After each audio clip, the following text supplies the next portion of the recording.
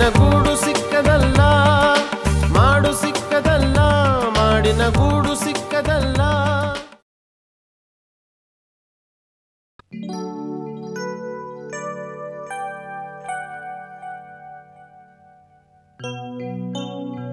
ತೊಗೊಳ್ರಿ ಸರ್, ಇದೊಂದು ಚೆಕ್ ಇದೆ. ಇದ್ಯಾವ ಚೆಕ್ಕು? ಸರ್, ವರ್ಷಾ ಮೇಡಮ್ ಅವರು ಸುಪ್ರೀಂ ಇಂಟೀರಿಯರ್ ಡೆಕೋರೇಟರ್ಸ್ ಅವ್ರ ಹತ್ರದಿಂದ ತಮ್ಮ ರೂಮ್ನೇನೋ ಲಾಸ್ಟ್ ವೀಕ್ ಡೆಕೋರೇಷನ್ ಮಾಡಿಸ್ಕೊಂಡಿದ್ರಂತೆ.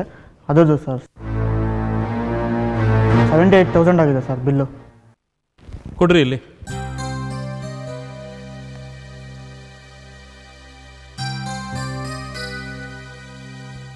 ತೊಳಿ. ಇನ್ನೇನಾರು ಇದೆಯೇನ್ರಿ? ಅಷ್ಟೇ ಸರ್. Morning sir. ಓ ವಿನಯ್ ಚಂದ್ರ, ಮಾರ್ನಿಂಗ್. ಕೂತ್ಕೊಳ್ಳಿ. ಪರವಾಗಿಲ್ಲ ಸರ್. ಪರವಾಗಿಲ್ಲ, ಕೂತ್ಕೊಳ್ರಿ.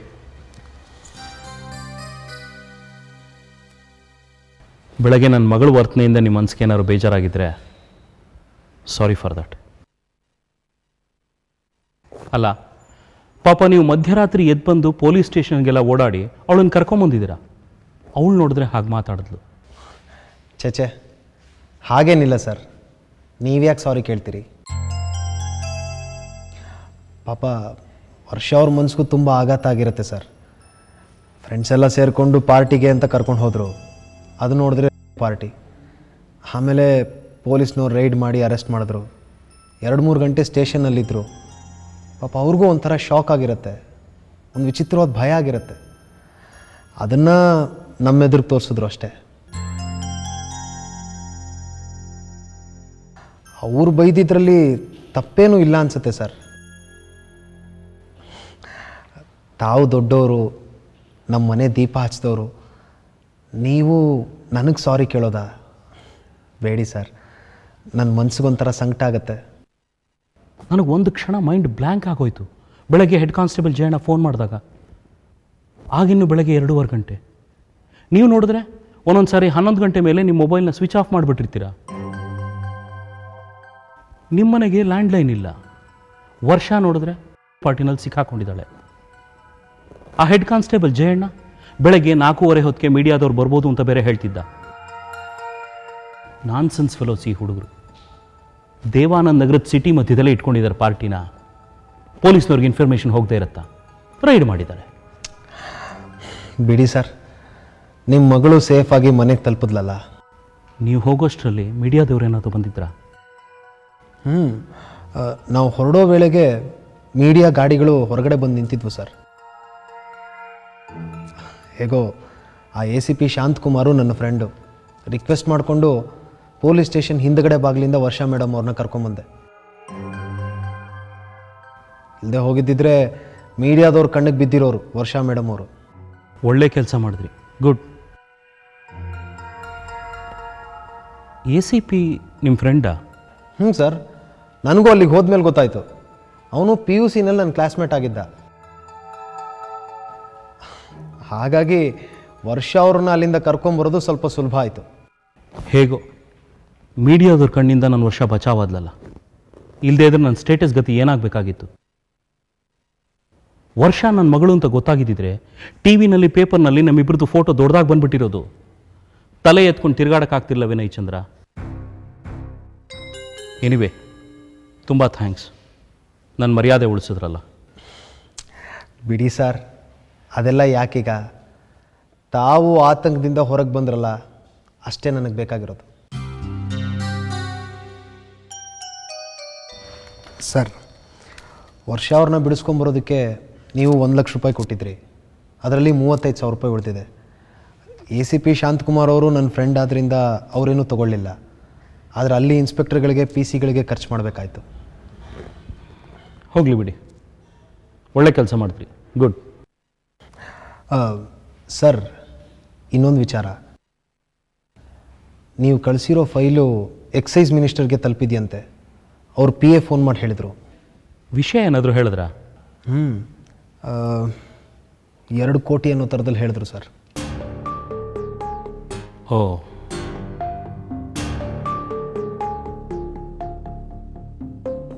ಸರಿ.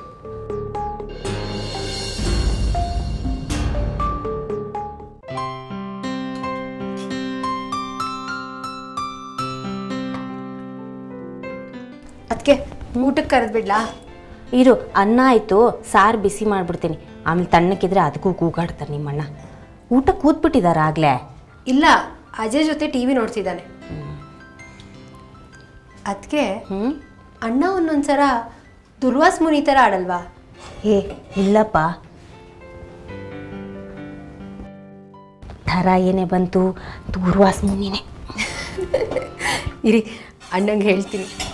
ಅಯ್ಯಯ್ಯೋ, ಹಾಗೆಲ್ಲ ಮಾಡಬೇಡ, ಆಮೇಲೆ ರೌದ್ರಾವತಾರ ತಾಳ್ಬಿಡ್ತಾರಷ್ಟೇ.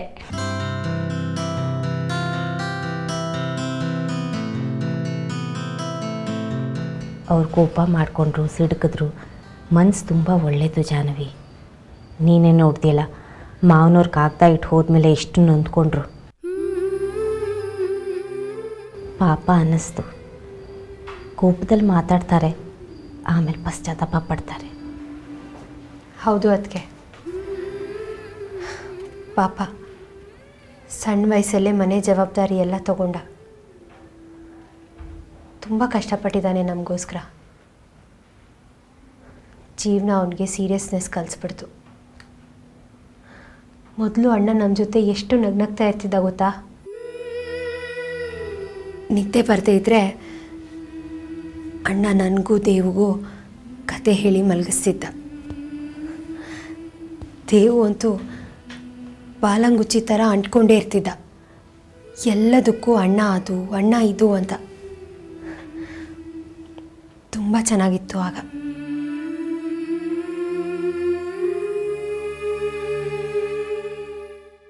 ಈಗ ಅಣ್ಣನ ಹತ್ರ ಮುಂಚಿನ ಥರ ಸಲಿಗೆ ಇಲ್ಲ. ನಮಗಿಂತ ತುಂಬ ದೊಡ್ಡವನು ಅನ್ನಿಸ್ತಾನೆ. ಅಣ್ಣ ದೇವು ಬಗ್ಗೆ ತುಂಬ ಕನಸುಗಳನ್ನ ಇಟ್ಕೊಂಡಿದ್ದಾನೆ. ಅಣ್ಣಂಗೂ ಇಂಜಿನಿಯರಿಂಗ್ ಓದಬೇಕು ಅಂತ ಆಸೆ ಇತ್ತು. ಆದರೆ ಅಪ್ಪ ಅಮ್ಮನ್ನ ನಮ್ಮನ್ನೆಲ್ಲ ಬಿಟ್ಟು ಓಡಿ ಹೋದ್ರಲ್ಲ, ತುಂಬ ಕಷ್ಟ ಆಗೋಯ್ತು ನಮಗೆ.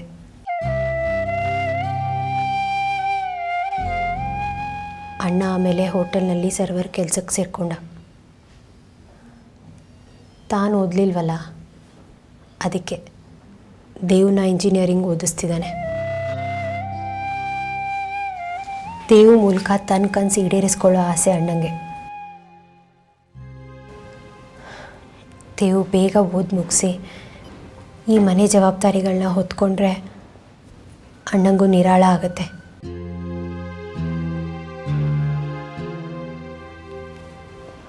ಪಾಪ ನಮ್ಗಳಿಂದಾಗಿ ನೀವೀ ಮನೇಲಿ ಬರೀ ಕಷ್ಟಗಳೇ ನೋಡೋ ಹಾಗಾಯಿತು. ಎಷ್ಟು ದೊಡ್ಡ ಮನ್ಸತ್ಕೆ ನಿಮ್ಮದು. ಯೋಚನೆ ಮಾಡಬೇಡ, ಎಲ್ಲ ಒಳ್ಳೇದಾಗತ್ತೆ.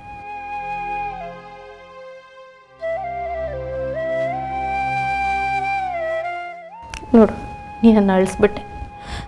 ಬೇಕಿದ್ನ ಅಲ್ಲಿಗೆ ತೊಗೊಂಡು ಹೋಗಿಡು. ಆಮೇಲೆ ಗೊತ್ತಲ್ಲ, ದೂರ್ವಾಸ ಮುನಿಗಳು ಇಲ್ಲಿಗೆ ಬಂದ್ಬಿಡ್ತಾರೆ.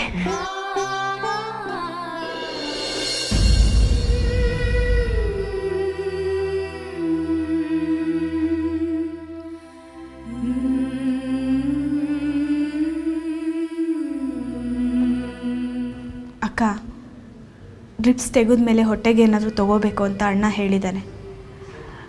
ಅದಕ್ಕೆ ಅಜ್ಜಿ ನಿನಗೋಸ್ಕರ ಗಂಜಿ ಮಾಡ್ಕೊಂಡು ಬಂದಿದ್ದಾರೆ, ತಗೋ. ಕುಡಿ ವೈಜಯಂತಿ, ಪ್ಲೀಸ್.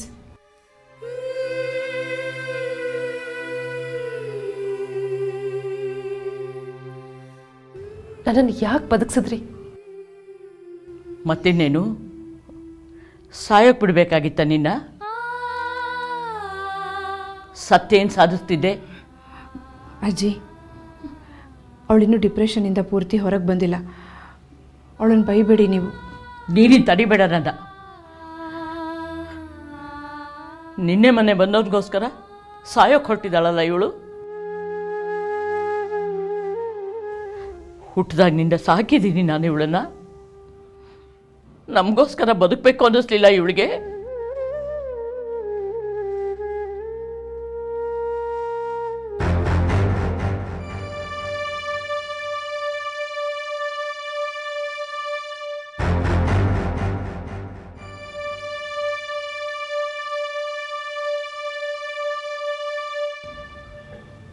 ಸಾರಿ ಶ್ರೀಕಾಂತ್.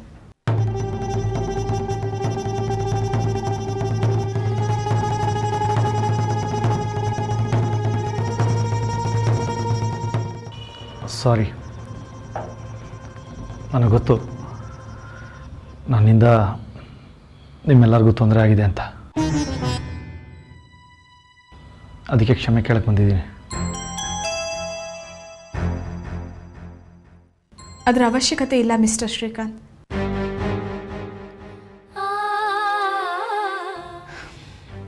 ನಮ್ಮ ಅಕ್ಕನ ನಮ್ಮ ಪಾಲಿಗೆ ಉಳಿಸ್ಕೊಂಡಿದ್ದೀವಿ, ಅಷ್ಟು ಸಾಕು ನಮಗೆ. ಪ್ಲೀಸ್ ಅಷ್ಟೊಂದು ಹಾರ್ಷಾಗಿ ಮಾತಾಡಬೇಡಿ. ನೀವು ಪರ್ಮಿಷನ್ ಕೊಟ್ಟರೆ ವೈಜಯಂತಿ ಹತ್ರ ಒಂದು 5 ನಿಮಿಷ ಮಾತಾಡಬೇಕಾಗಿತ್ತು. ಪ್ಲೀಸ್.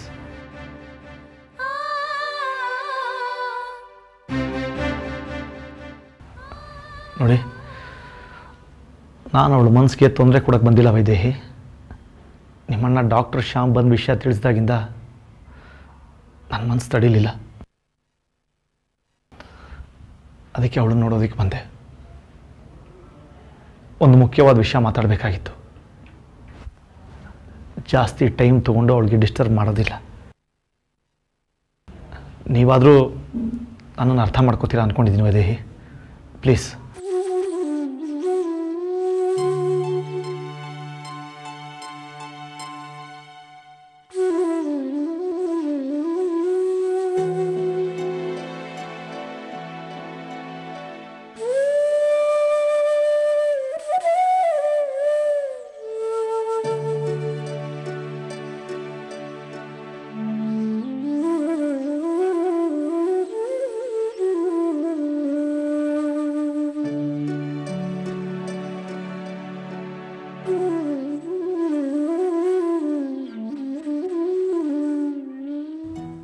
ಯಾಕೆ ಹೀಗೆ ಮಾಡ್ಕೊಂಡೆ ವೈಜಯಂತಿ?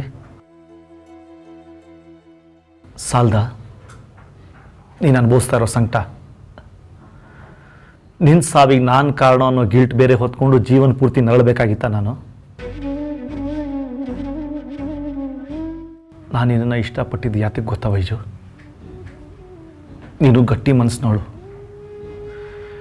ಜೀವನನ ಎದುರಿಸೋಕ್ಕೆ ಸ್ಥೈರ್ಯ ಇರೋಳು. ಈ ಗುಣನ ನಿನ್ನಲ್ಲಿ ನಾನು ಮೆಚ್ಕೊಂಡಿದ್ದು. ನನ್ನ ತಾಯಿ ಹತ್ರ ತಂಗಿ ಹತ್ರ ಹೇಳ್ಕೊಳಕ್ಕಾಗದಿರೋ ಪ್ರಾಬ್ಲಮ್ಸ್ನ ನಾನು ನಿನ್ನ ಹತ್ರ ಹೇಳ್ಕೊಳ್ತಿದ್ದೆ ವೈಜು. ಯಾಕೆ ಗೊತ್ತಾ? ನೀನು ನನಗೆ ಸಪೋರ್ಟ್ ಮಾಡ್ತಾ ಇದ್ದೆ, ನನಗೆ ಕಾನ್ಫಿಡೆನ್ಸ್ ಕೊಡ್ತಾ ಇದ್ದೆ ಅಂತ.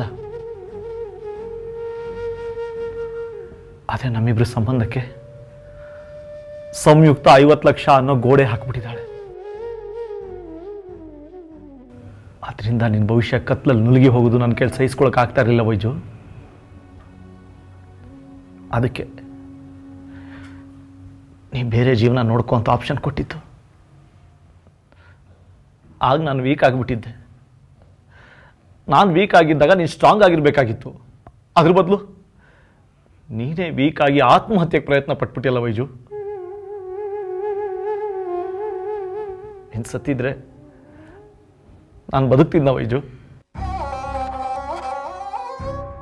ಒಟ್ಟಿಗೆ ನಾವಿಬ್ರು ಬದುಕೋಕಂತೂ ಆಗಲಿಲ್ಲ, ಒಟ್ಟಿಗೆ ಸಾಯ್ಬೋದಿತ್ತು ಅಂತಿದ್ಯಾ? ಛೇ, ಸಾಯೋ ಮಾತು ಯಾಕಾಡ್ತೀಯ ವೈಜು? ನಮಗಿವಾಗ ಬದುಕೋ ಮಾರ್ಗ ಸಿಕ್ಕಿರುವಾಗ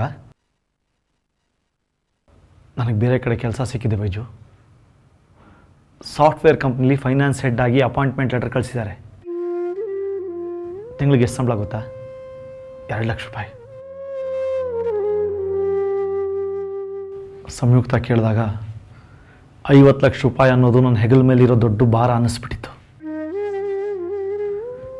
ಈಗ ಬರ್ತಾ ಇರೋ ಸಂಬಳ ಸಂಸಾರ ನಡ್ಸೋಕ್ಕೆ ಆಗ್ತಾ ಇಲ್ಲ. ಇನ್ನು 50 ಲಕ್ಷ ರೂಪಾಯಿ ಸಾಲ ಮಾಡೋದು ನನ್ನ ಕನಸಿನಲ್ಲೂ ಯೋಚಿಸೋಕ್ಕಾಗ್ತಾ ಇರಲಿಲ್ಲ. ಅದಕ್ಕೆ ನನ್ನ ಕನಸುಗಳನ್ನೆಲ್ಲ ತ್ಯಾಗ ಮಾಡೋದು ಅನಿವಾರ್ಯ ಅನ್ನಿಸ್ಬಿಟ್ಟಿತ್ತು. ಆದರೆ ಈಗ ನನಗೆ ಹೊಸ ಭರವಸೆ ಸಿಕ್ಕಿದೆ ವೈಜು. 2 ಲಕ್ಷ ರೂಪಾಯಿ ಸಂಪಾದನೆ ಮಾಡೋ ಕೆಲಸ ಸಿಕ್ಕಿದೆ. ಅಂದಮೇಲೆ 50 ಲಕ್ಷ ರೂಪಾಯಿ ಸಾಲ ಮಾಡಿ ಮುಂದೆ ತೀರಿಸ್ತೀನಿ ಅನ್ನೋ ಧೈರ್ಯ ಬಂದಿದೆ. ಆದಷ್ಟು ಬೇಗ ದುಡ್ಡು ಅರೇಂಜ್ ಮಾಡ್ತೀನಿ. ಸಂಯುಕ್ತನಿಂದ ಬಿಡುಗಡೆ ಪಡೆದ್ರೆ ನಾವಿಬ್ಬರು ನಮ್ಮ ಹೊಸ ಜೀವನದ ಬಗ್ಗೆ ನಿರ್ಧಾರ ತಗೋಬೋದು. ಈ ಸಲ ನನ್ನ ಮಾತನ್ನು ನಂಬು ವೈಜು. ಖಂಡಿತ ನಾನು ನಿನಗೆ ಮೋಸ ಮಾಡಲ್ಲ. ಯಾಕೆ ವೈಜು? ಅವಾಗಲಿಂದ ನಾನು ಮಾತಾಡ್ತಾನೆ ಇದ್ದೀನಿ, ನೀನು ಸುಮ್ಮನೆ ಕೂತಿದೆಯಲ್ಲ. ನನಗೆ ಹೇಗೆ ರಿಯಾಕ್ಟ್ ಮಾಡಬೇಕು ಅಂತಲೇ ಗೊತ್ತಾಗ್ತಿಲ್ಲ ಶ್ರೀಕಾಂತ್. ನಿನ್ನ ಮಾತು ಕೇಳಿ ನಾನು ಸಂತೋಷ ಪಡೋಕ್ಕಾಗ್ತಿಲ್ಲ. ಯಾಕೆಂದರೆ ನಂಬಿಕೆ ಅನ್ನೋ ಪದನೇ ಮರ್ತು ಹೋಗಿದೆ ನನಗೆ. ತೀರಾ ಡಿಪ್ರೆಷನ್ಗೆ ಹೋಗಿ ಸೂಸೈಡ್ ಮಾಡ್ಕೊಳ್ಳೋ ಅಷ್ಟು ನನ್ನ ಮನಸ್ಸು ವೀಕ್ ಆಗಿತ್ತು. ಆದರೆ ನನಗೋಸ್ಕರ ಕಣ್ಣೀರು ಹಾಕೋಕೆ ನಮ್ಮ ಅಜ್ಜಿ, ವೈದೇಹಿ, ಶ್ಯಾಮ್, ಪ್ರಿಯದರ್ಶಿನಿ ಎಲ್ಲರೂ ಇದ್ದಾರೆ. ಅದಕ್ಕೆ ಪ್ರಯತ್ನ ಪಡ್ತಿದ್ದೀನಿ. ಡಿಪ್ರೆಷನಿಂದ ಚೇತರಿಸ್ಕೊಂಡು ನಾನು ಬದುಕಬೇಕು ಅಂತ. ನೀನು ಬಂದು ಸಮಾಧಾನ ಹೇಳಿ ನನ್ನ ಮನಸ್ಸನ್ನ ಬದಲಾಯಿಸ್ಬಿಟ್ಟೆ ಅಂತ ಹೆಮ್ಮೆ ಪಡಬೇಡ ಶ್ರೀಕಾಂತ್.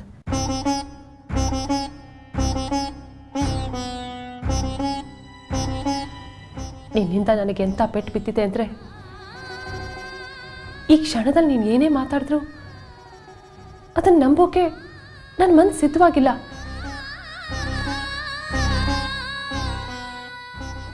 ನೀನು ಕೊಟ್ಟ ಭರವಸೆನ ಬೆಳಕು ಅಂತ ತಿಳ್ಕೊಂಡು ಮತ್ತೆ ಕನಸು ಕಟ್ಟೋ ತಪ್ಪು ಮಾಡಬಾರ್ದು ಅನಿಸ್ತಿದೆ.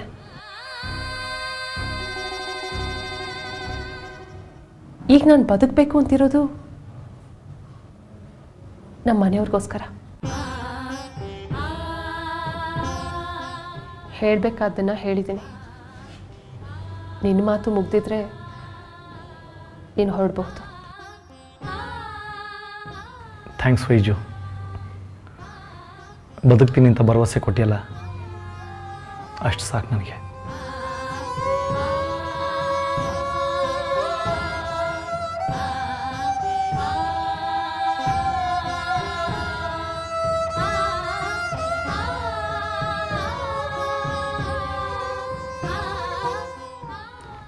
ಥ್ಯಾಂಕ್ಸ್ ವೈದೇಹಿ.